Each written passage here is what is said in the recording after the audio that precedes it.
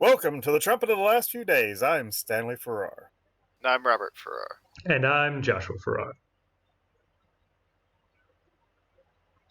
Recently, the Jewish community in New York took and sued the mayor of New York under his lockdown order, where he restricted the the houses of worship from having any more than 10 people in attendance, while bars could have up to 25. The You could say they were barred from the entry. state.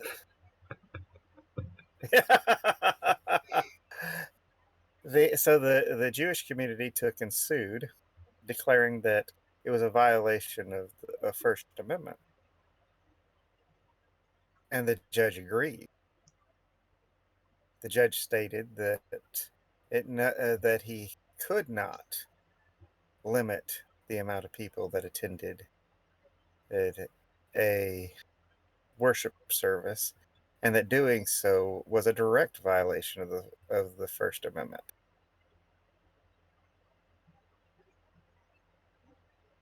This is like the second or third lawsuit that the Jewish community has brought against the mayor of New York, and he's lost on. He barred them from parks. The guy's an anti-Semite that won't quit. Now, here's a question. Where does the word Semite come from? Because every time I hear it, despite the fact that I know what it means, I just imagine an 18-wheeler truck. It comes from the term Semitic.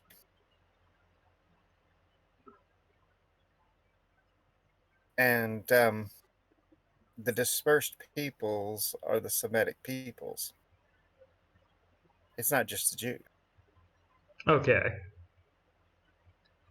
Though now it pretty much only applies to the Jews.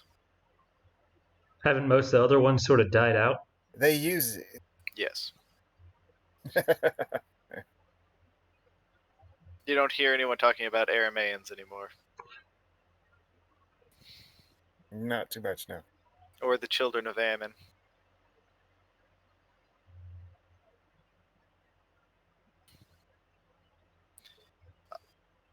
But he's the governor of New York's also been running into problems with it too. But it's not. I expect it's going to be used as grounds for lawsuits in other states. My question is, where are the churches? I know they're suing, but why are the Jews getting headway and not the churches? Because the Jews actually care. More money.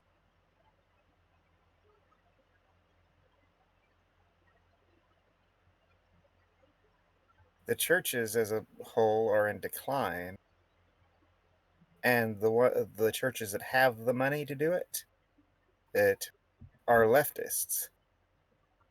So or those super churches where the pastor has a tendency to pocket everything anyway due to the corruption. Yeah. You'd think they would be some of the forefronts to sue. You would think. Now there have been some Christian churches that have sued, but the Jewish community are given priority in the court system, which is interesting, given you've got anti-Semitic leadership, and are they just all anti-Christian, or? Well, I don't think it's all that surprising considering how much of the Jewish community is lawyers. Touche. Lawyers and bankers. That's the reputation, anyway. Jewelers. Statistically speaking, they do have an abnormally large amount of doctors, lawyers, jewelers. People who fiddle on rooftops. And left-wing politicians. And a milkman who Mm. tries to sell his daughter to a butcher. You know what's actually really interesting? What? So the reputation that the Jews obtained in Europe as being penny pinching thieves, basically. One step above The gypsies, yeah. the Lombards who conquered Rome actually held that reputation first before the Jews took it from them.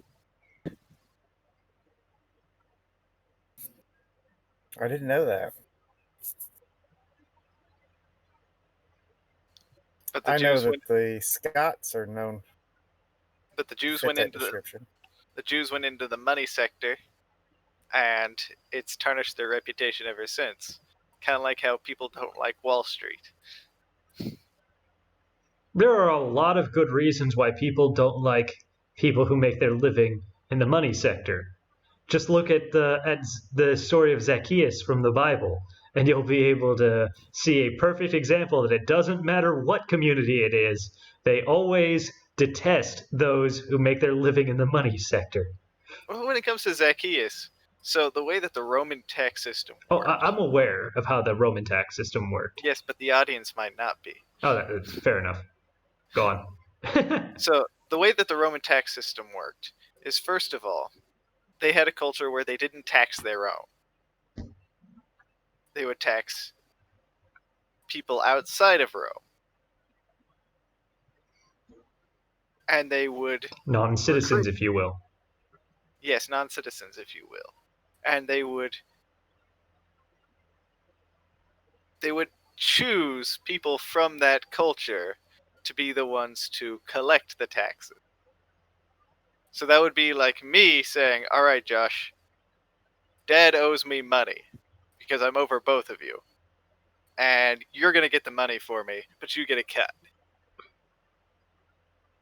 And you know what? I'm even going to let you choose how big of a cut you get.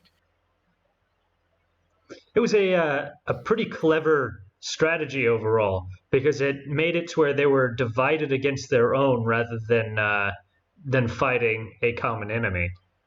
Yeah, but it meant that the tax collectors were like mud in the people's eyes. Oh yeah, they were seen as less than scum. But it is kind of interesting that they went kind of for the opposite, no taxation without representation, and went instead only with representation do you not get taxation. It's a very odd flip on the formula. Well, it's really interesting because Jesus said at one point, "From whom do they receive taxes? From their own? No, they receive it from everyone else because you don't tax your own." So the mere idea of the government taxing its own people would make zero sense to them. They taxed the conquered peoples. It's a very foreign concept in the modern world. So that means that instead of taxing us, they should be taxing the immigrants and the illegal aliens. Yes, and the territories and So instead of Puerto Rico having a 4% flat tax, they would have the large taxation. and we'd have the Well, the 4% rest of the flat country tax. wouldn't have it. Actually, we wouldn't have Right. any tax. It would Yeah. definitely incentivize joining the union. Let's just say that. That it would. It would also incentivize being a citizen and not just an immigrant. Yes, it would. So all these illegal aliens that are coming over that have no intention of becoming citizens, that are only here to like leech off the systems to take and drain as much money as they can off of the governmental tit, that they would be forced into a position to where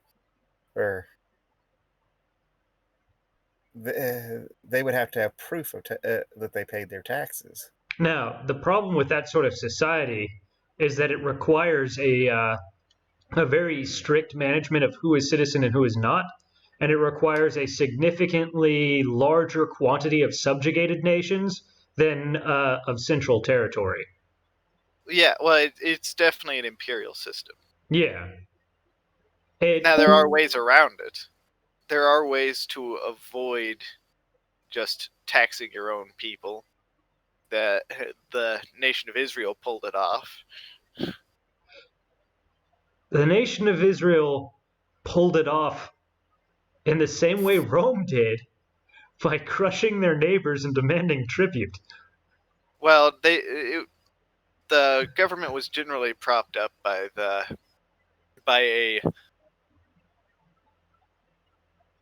gifts from the nobles. Actually, though, the Jewish Society of Israel, well, everyone was required to take and pay 10%. But that was for the priests, not for the government. No, but the government did tax the people too. I haven't seen anywhere where it says that. I've seen a lot of places in the Bible that it mentioned that. How do you think Solomon and David got all their money? In fact, Solomon's son, when he was advised to lighten up on the taxes on the people, said what loosely translates to, my little finger will be heavier on the people than the loins of my father.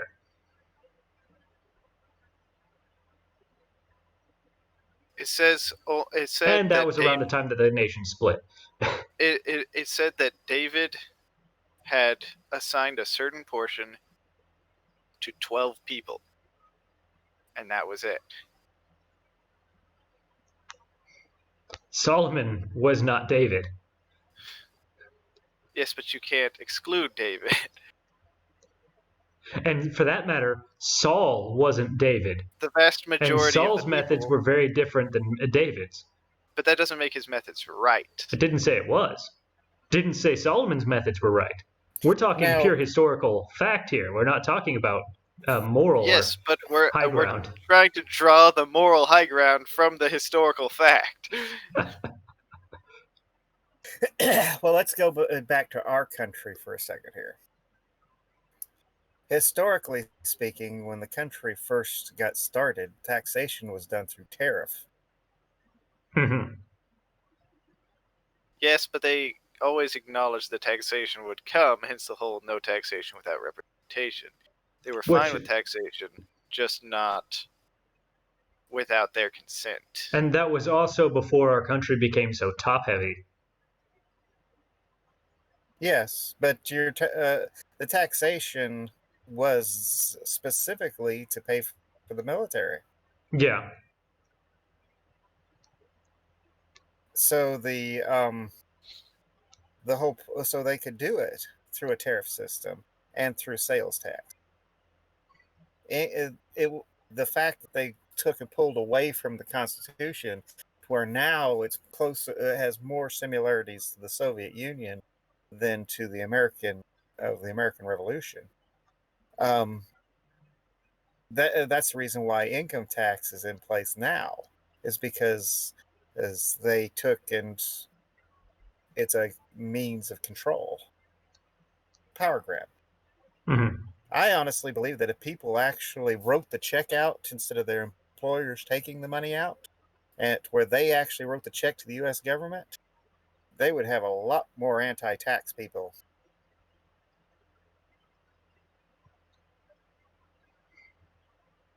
People who actually keep track of how much their gross pay versus their net pay is are already anti-tax people. Yes, but the majority of America doesn't do that. They don't realize exactly how much they're actually paying to the government in taxation. Oh yeah, the amount is absolutely staggering.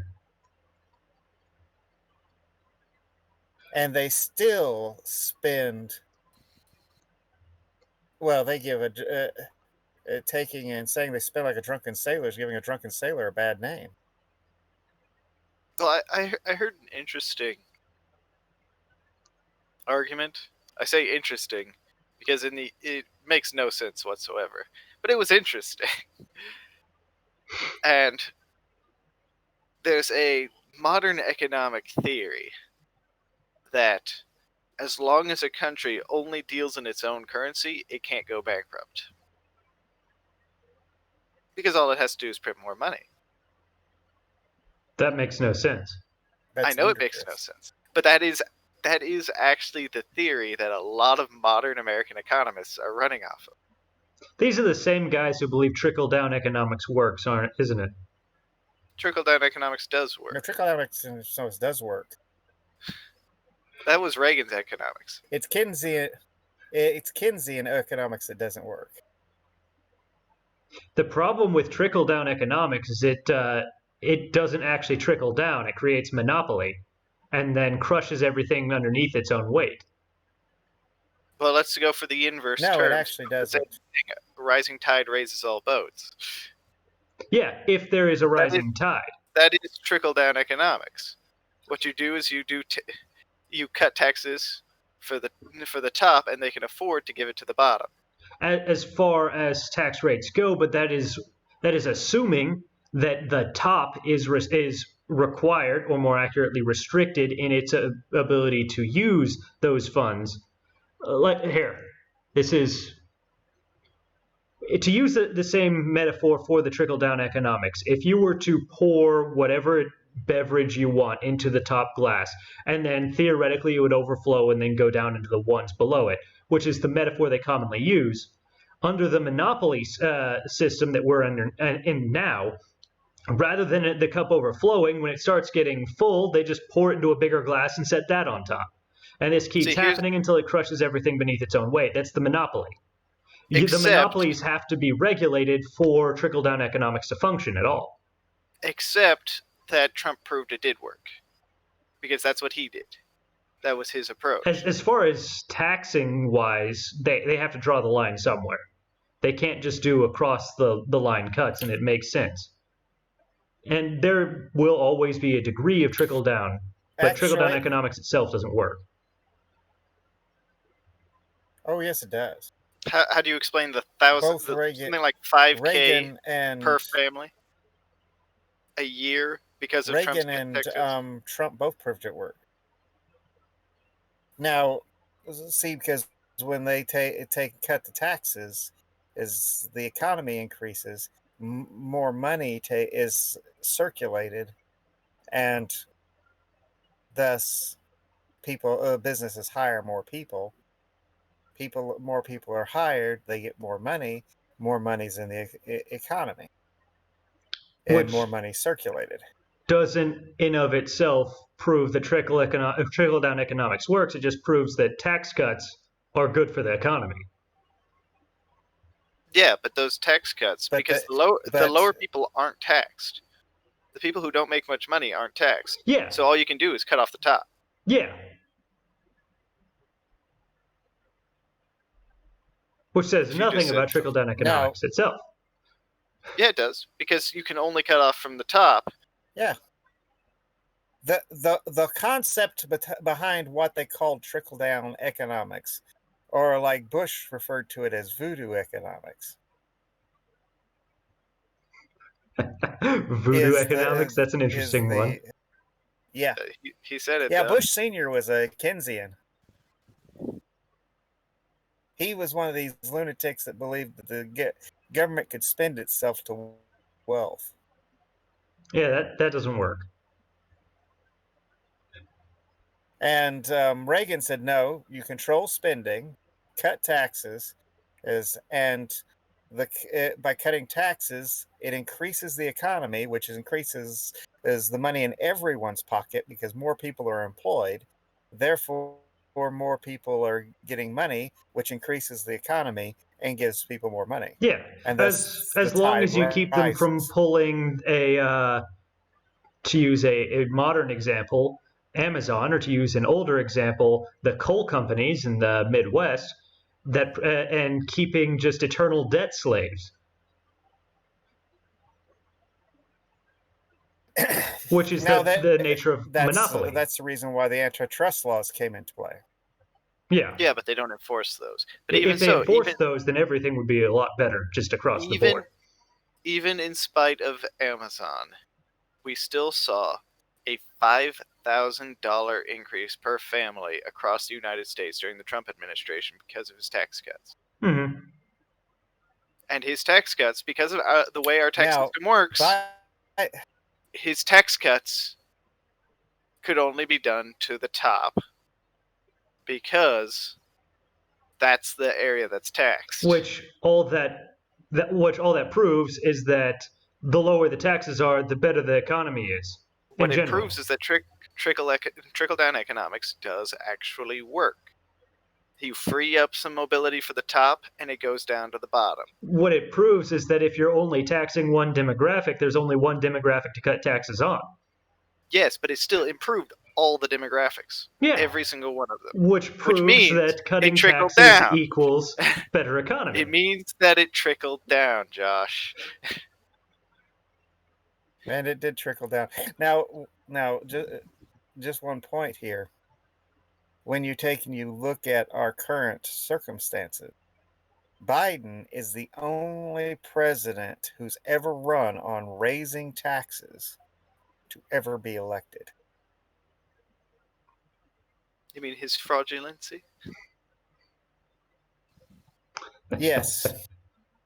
The great pretender. It's more evidence to prove that he didn't get elected. But he's the only one that stated he was going to take and raise taxes on every man, woman, and child in the country. And above that, raise taxes on the wealthy and still get elected. And get elected, according to the Times Magazine, through the power of a cabal of these powerhouse, super rich people. Fortifying the election. the fact that they had the gall to think that anyone would buy that. Well, I mean, people bought the magazine, I'm sure, but yeah, but bought the story is different. But the thing about it is they've come out and admitted they cheated. No way around it. They've admitted it. So here Time Magazine's admitting that these powerhouse people fixed the election. The only reason why they call it fortifying instead of corruption is because their guy won. Yeah. And it was to save democracy. Because we had an autocratic leader. It was to save the socialist state. And this is how democracy Let's be honest, dies. that's what it was. It was to save the socialist state. Remember, democracy dies because socialism. Socialism and democracy run hand in hand. You cannot have one without the other. Mm-hmm. That's why a communist China is a democracy. It's the people's government. They tell the people what to do, and they tell the people how to vote. They control the people. On the other hand, democracy. You cannot have a republic without oligarchy. It's true.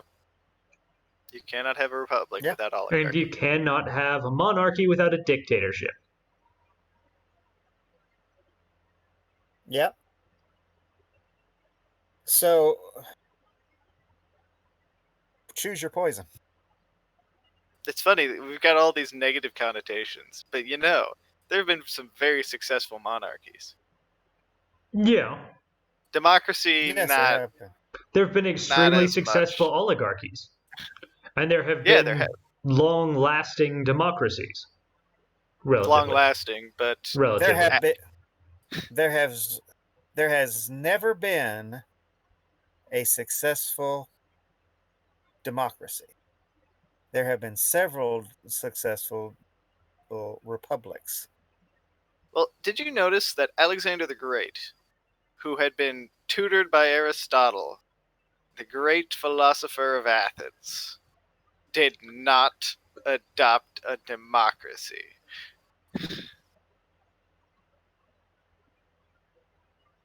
Well, to quote our founding fathers, democracy is where you have four wolves and a lamb, and they all vote to see who what's for supper.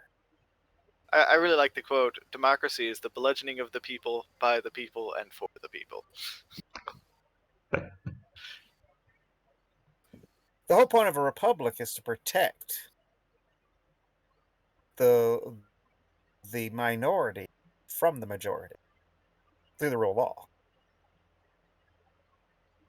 Now that's not to say that there hasn't been plenty of corrupt republics, because technically speaking, the Soviet Union was a republic, Yeah. but and so was Rome. But the fact is that our republic had checks and balances in place that aren't being used And we knew this was going to to happen. prevent the corruption that we see today. We all knew this was going to happen.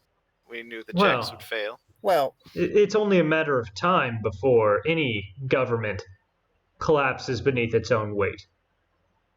Yeah, but we haven't even made it to a quarter of a millennium yet. Neither did most of the nations before they fell. Madison stated that our Constitution was designed for a religious, pious people, and it couldn't function otherwise. And he was right.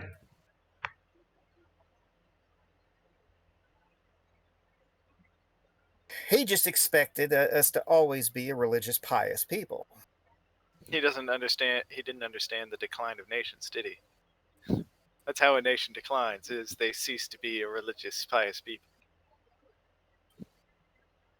He believed that Christianity would reign supreme in the United States. And here's the interesting thing is that theoretically, if you have a group of people under a religion, I'm not going to specify which religion because you can theoretically work with anyone, despite the fact that there's only one good one.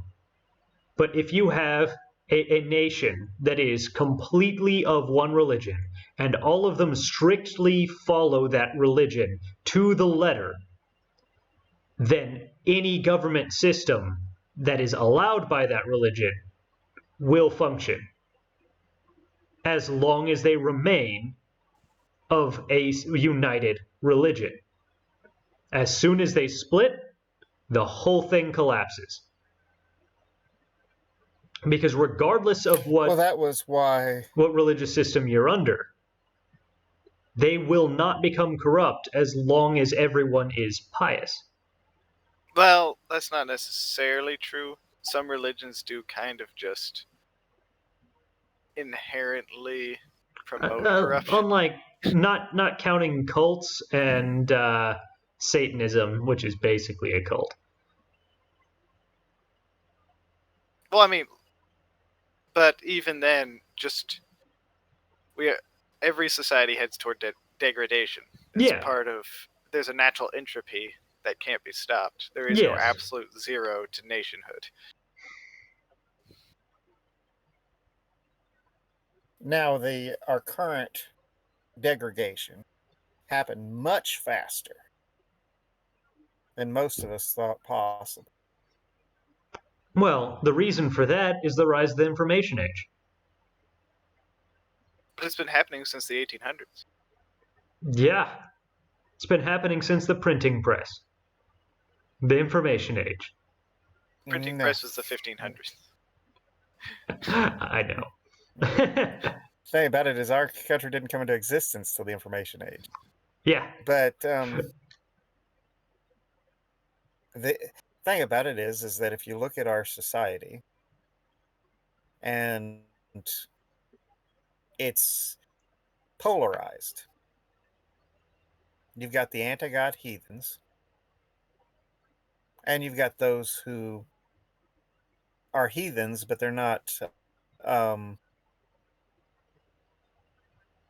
they're not anti-church. They're not anti-religion. Then a small percentage that are actually uh, Christian. I know 80% of our population claims to be Christian, but that isn't the case. Most are secular humanists. Most are secular humanists. And you cannot have a successful government Funny of thing is, any sort run by the principles of secular humanism. the grand majority of secular humanists don't know what secular humanism is. It's true. That's true. It's so true. They worship man as God. But you're right, most of them don't know it. Now, if the left centers, the left and the East Coast, Northeast Coast, and the left coast, was to be, let's say the red states seceded. So they're now on their own without the red states. They are now in a position where they have to fund themselves. And But they'll they realize also have all the checks and balances removed. that their economic system is completely bunk, and just because you deal only in your own currency, that currency is still subject to inflation and deflation based on the economic conditions in your country. Now, one of my arguments, if the red states should secede, what they should do is take and exchange all the money in the bank for the national currency, and then set an exchange rate of 10 to 1, to where it takes 10 US dollars for one of the Republic dollars. No, no, don't do that. As Back everything by gold and let the natural exchange rate kick in. It'll be much higher than 10 times.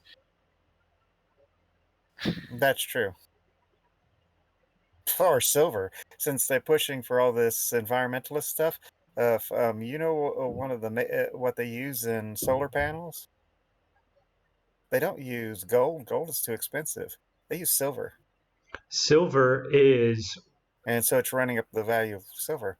silver is one of the most conductive materials in the world. And it's as Mm-hmm. valuable as it is because it doesn't rust. We could go for Unlike gold also doesn't rust, silver but does rust. silver does not rust. It tarnishes. There is a difference. It's oxidation. It is oxidation, but there is a difference in its functionality and its lasting ability to conduct electricity. And it's a very important difference.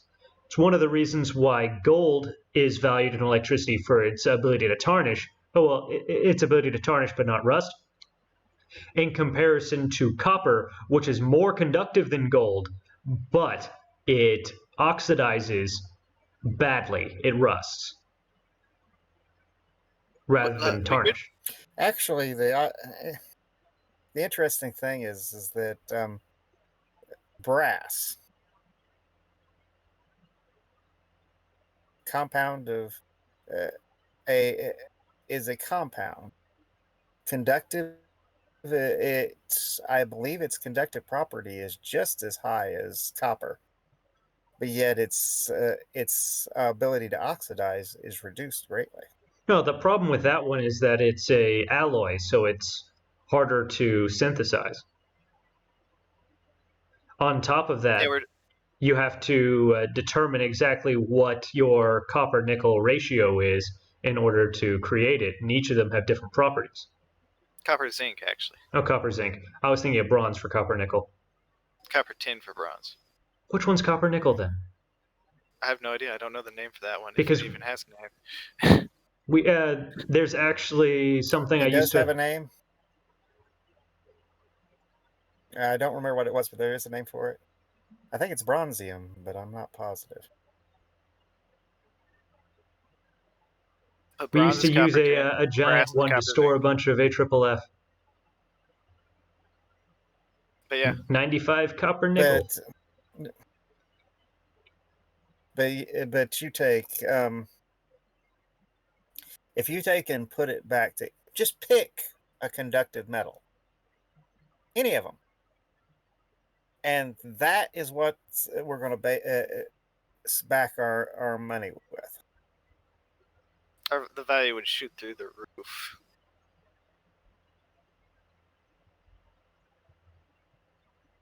Because as long as there's a demand for that metal, it has a value. Or we The could just go for issue specie. is that you need to pick one that is at least common enough that you can gather a large enough portion of it to back every single piece of currency you print. Or you could get rid of the hassle and just go for specie. All hard currency. Everything. Go They did old that in the school. 1800s because people didn't trust the banks. Well, and I mean, they used hard currency for thousands of years, and then suddenly, oh, let's just use a paper and store everything in the bank as if people are going to be trustworthy. Which, admittedly, they probably didn't think of this, but people aren't trustworthy and they're going to print too much. I personally don't like the idea of using hard currency, but that's because there's too many uses for the metals outside of currency.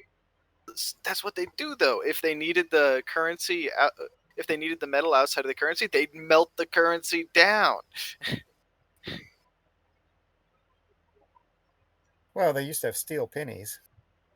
That's why they Yeah. used to measure everything metal out of weight, so you'd know how valuable it is. Now that's what I would like, is if we backed our currency with steel and just had every single thing a different weight of steel. Every single different piece of currency. But there's a reason the British pound is called the British pound. It was a pound of whatever metal it was at There the used to be a time. pound of gold. Gold. Yeah, then they went to sterling silver, didn't they? It was a pound of gold. Yes, but that was after the Opium Wars. The Opium Wars is an interesting history topic. And interestingly enough, also the time period setting of Sherlock Holmes. The more you know.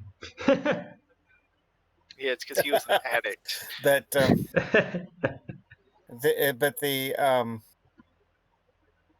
U.S. currency was gold during the beginning of the Opium Wars too. China was one of the only ones that had a silver-based currency. Mm-hmm. That's part of the problem that brought about the Opium Wars.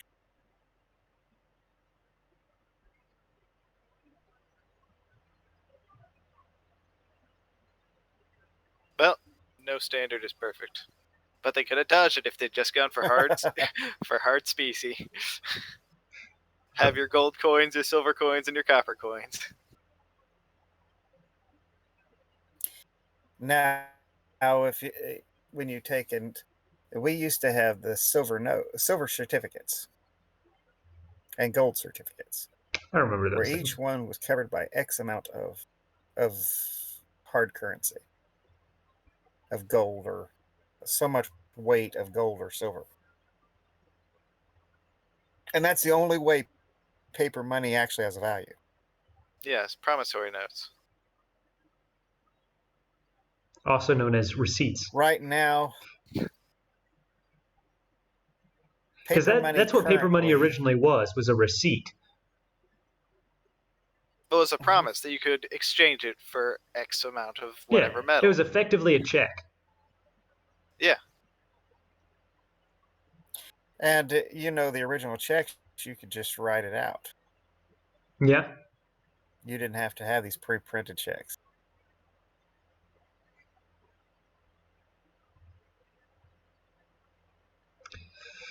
The degradation of human society is based on everything getting more complicated than it needs to be.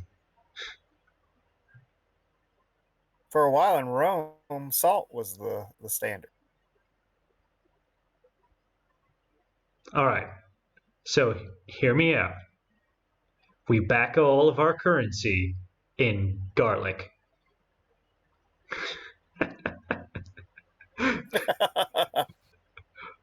I've argued we need to back all our currency with sand dollars.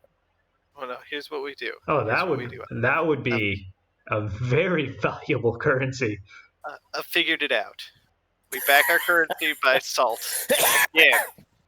Then we each get a gamer, get him to make regular blood donations, and we'll be rich. Okay, how about this? Blood. Back the All we have to do is currency in printer toner. everybody would be out. Thing about it is something like sand dollars are a finite resource. There's only so many of them. But they're so flimsy; they break so easily. Yeah, that makes it even more valuable.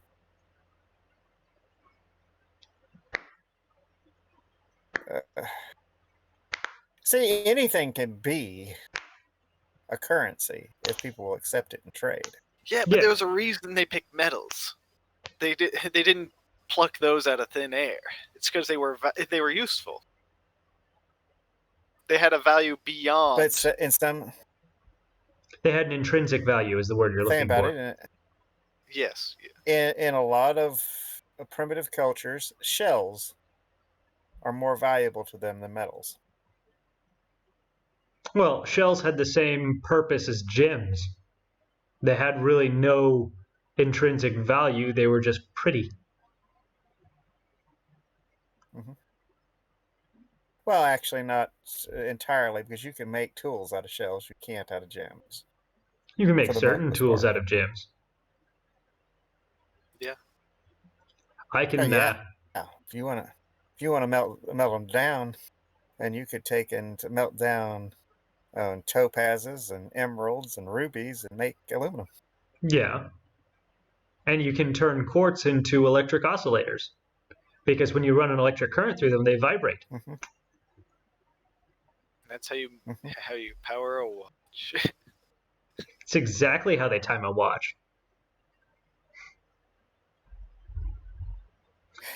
Thing about it is that all this speculation, like I said, you have to have something solid though for the backing.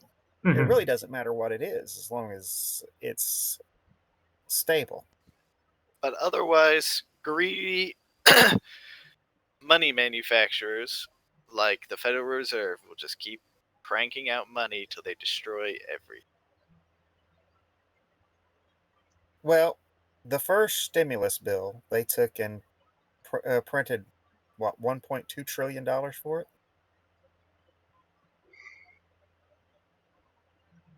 and then the second trillion was the second stimulus bill was 1.6 trillion, and now the one that's before the Congress is 1.9 trillion, and none of this is covered by taxes. This is all money just being printed on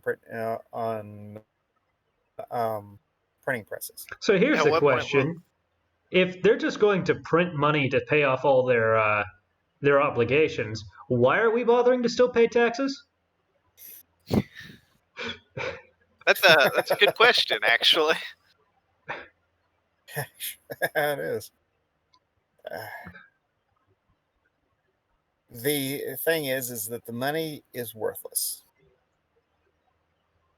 And it's becoming worth less all the time. It's just we're in an economic depression, so nobody realizes. And it's a man-made economic depression because of these unnecessary lockdowns. If they hadn't have locked the country down and forced it into a depression, they knew that they wouldn't have the ability to cheat the way they did. But remember, a $15 minimum wage will lift 900,000 people out of poverty and kill over 3 million jobs. No, it won't. It will raise the bar of what is poverty. I was going off the experts, and still, it's What it will do is it'll take people like me and put us farther below the poverty line. but we will eke out we will eke out a living anyways. We will survive. But I'm serious. What it does is it throws people like me who, okay, I get a set salary. I do not get paid by the hour. It doesn't matter how much or little I work. I make the same amount of money, and it's way below the poverty line. The there so 15 so all $15 an hour minimum wage does is push my income down that much more below the minimum wage. Well, eventually it'll rise so high that everyone's under the poverty line if we don't collapse first. Mm-hmm. But it's already unsustainable. The minimum wage should be nothing. People should know how to negotiate their wages. Yeah, people should be able to negotiate their wages. How much is my labor worth, and how much is the job worth to me? Am I willing to do the job for that amount of money? If not, I go look for another job. If if you're not willing to pay me what I want, then I can't. Then I don't get the job. It's just that simple. People who are just starting out, of course, are going to make less. And that's what a minimum wage job was meant for, is for those who are just starting out. It's not for people who actually have families. It's for people still living at home.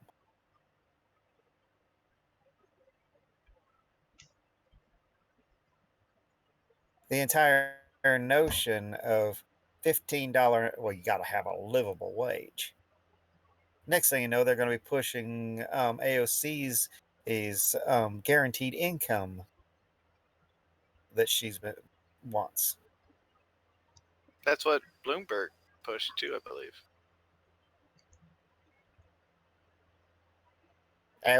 Which is straight up communism. Might have been Andrew Yang, or it might have been both of them. I It, don't know. Their Andrew platforms Yang definitely were similar. also argued Their for it. platforms were almost all the same. But the So country cannot afford that. maybe I'm a bad person, but if I was guaranteed to get a universal basic income that I could live off of without doing anything for the rest of my life, I would never get a job doing something that was even moderately uncomfortable. Well, where's the incentive to get a job that's moderately uncomfortable? There is no incentive. Exactly. I would Now, you dedicate my see, time to things that I actually considered worth my time rather than a job. And here's the shocker, I I expect everyone else to do the same, which means our entire civilization would collapse in a month. but they're not smart enough to see that. You take these manufacturing jobs. I've tried it. They're a lot of hard work. There's a lot of pain involved, a lot of effort.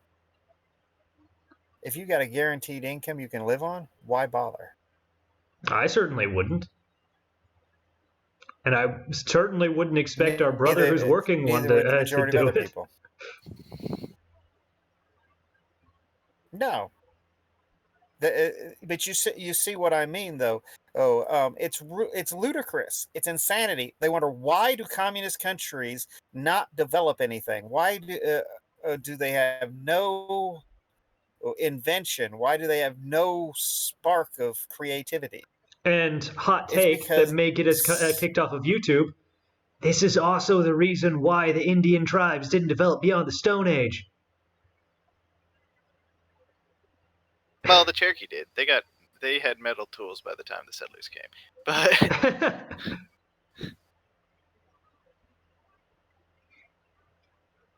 Bit the of a thing hot about it take is, okay, there, but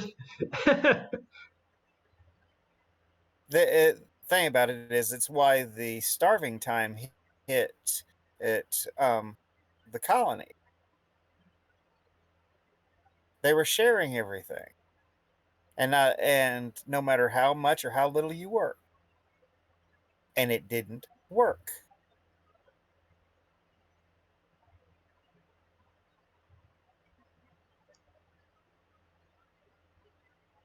It only worked when you divided up the property and made people where they could take and benefit from the property. Mhm. and tell them if you don't work, you don't eat. If you don't work, you don't eat. Now, as it is, what they're telling people today is, okay, you either become our slave where we support you, or a criminal.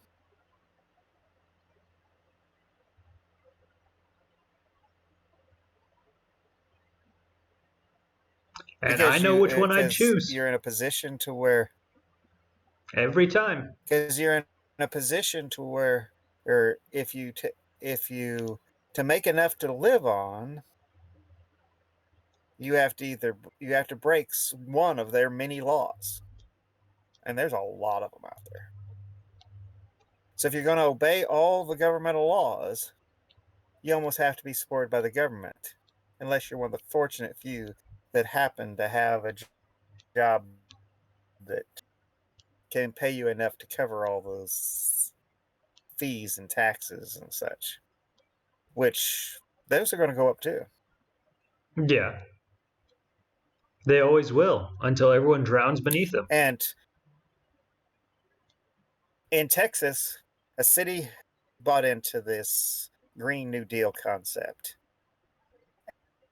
and they took and put the whole city electric grid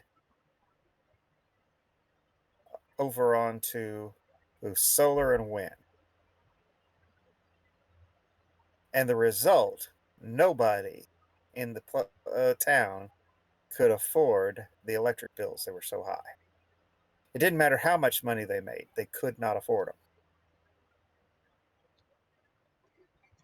Based on the flashing Thousands of a Robert's month screen, I in would say he electric bought into bills. the Green New Deal too.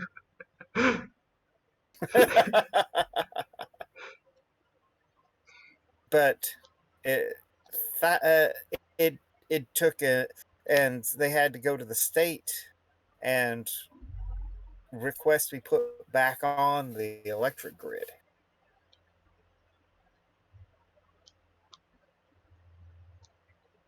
with those dirty coal plants. I mean, if you really want clean energy, clean, efficient, good burning energy, you got to go nuclear.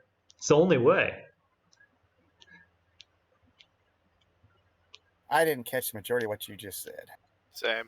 I said that if you really want clean, environmentally friendly, and efficient energy, you have to go nuclear. Yeah, It's the only way. and the left for some reason hates nuclear. But atomic power plants have been used worldwide for ages. But for some reason, the left is scared to death of them. So I think it was the 10 Mile Island incident. I forget what number of miles it was, where there was a leak, a radiation leak from a nuclear reactor. Do you know how much radiation it leaked? About as much as your standard chest. Not exactly. About as much as your standard chest X-ray. That was it. Well, Chernobyl, which is the worst nuclear power plant disaster in world history, has already gotten to the point to where people can enter the area as long as they don't dig up the ground without risk of radiation poisoning. And they thought it was going to be desolate for hundreds of years. And then there Hmm. was the nuclear meltdown in Japan after the earthquake. What was that? 2012, 2011, around that time frame. Hmm. It's already They thought been that cleaned up. they thought that was going to be a disaster. It leaked hardly any radiation at all. Yeah. Yeah, it proves just how good these modern nuclear power plants are. Yeah. Now, 3 Mile Island, and not 10 Mile 3 Island. I told you I couldn't. I told you I couldn't remember the number. But the 3 Mile Island incident, they made horror movies out of it. And you're right, it was the an X-ray gave you as much radiation. But I think a lot of people have bought into this whole evolutionary theory. This is going to be a bit of a tangent. I think too many people have bought into carbon dating, and they believe that radiation is a lot less volatile than it actually is. What makes well, they radiation is the fact that it is so volatile. But on that nature, that makes it degrade really, really fast. Radiation doesn't just stay there. they took it and used carbon dating, but yet they've proven that the carbon 14 in the atmosphere is continuing to increase. If the world was as old as they claimed it was, then it would have already hit saturation point long ago. Mm-hmm. So their very dating system they're using proves the Earth is not as old as they claim it is. Well, for people who don't really understand how carbon dating works, imagine a bag of popcorn. If you put that popcorn in the microwave, the amount of time it takes for exactly half of those kernels to pop, on average, for about 100 different bags of popcorn, that is your half-life point. And that is the number they use, theoretically, in regards to carbon 14, to measure how long, in estimate, something has been around. Anyone who's popped a bag of popcorn realizes that that is a very, very unstable process of measurement and is not mathematically sound, especially being they are estimating how long it takes for every single, for lack of a better term, carbon kernel to degrade in order to measure it, and they're using an average of time it takes for exactly half to get their average amount of time. They're not even using an average amount of time it takes Hmm. for the entire sample to degrade. Just half. Well, they've never been able to explain polonium halos either. Mm-hmm. I'm not sure what polonium halos For are. polonium halos, polonium halos are little circles in granite. Okay. So for the amount of time it takes for uranium to go from uranium to polonium, and then polonium to go from polonium to lead, is they've got a a calculation on, and it's huge. I mean, gigantic. I did know that granite was So slightly it should be radioactive. I physically didn't know it was impossible. because of polonium. But the polonium halo is formed from the polonium breaking down.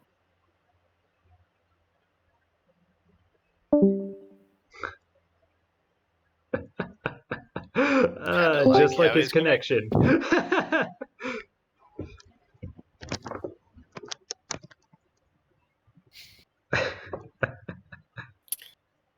A polonium halo is formed from the polonium breaking down, but it has to break down so fast that it's like catching bubbles in a liquid, like in like carbonated water. If you could capture its bubbles and keep them there permanently, that's what a polonium halo is. Okay. Only it's been caught in solid rock. Since it's been caught in solid rock. That's not mathematically possible, yet they're there all the time. They're there.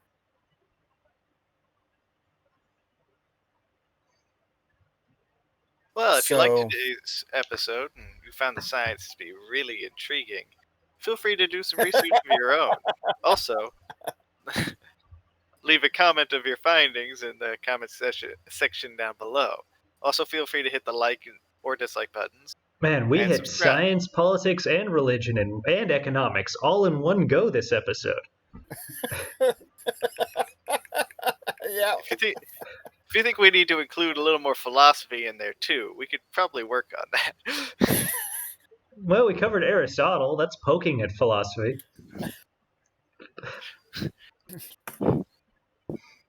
Yeah, maybe we shouldn't poke the bear too often.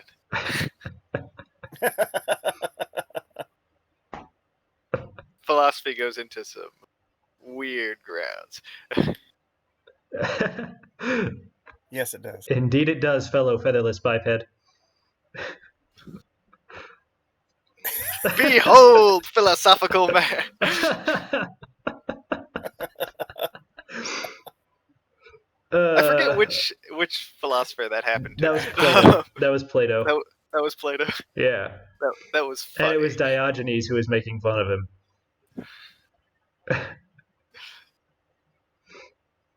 That was still funny.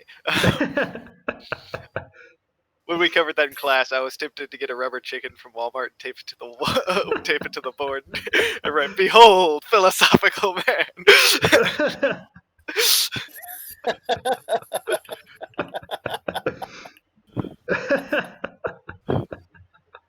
Oh. But anyways, Well, feel free to stop by next for our next episode, and until then, see you next time. bye for now.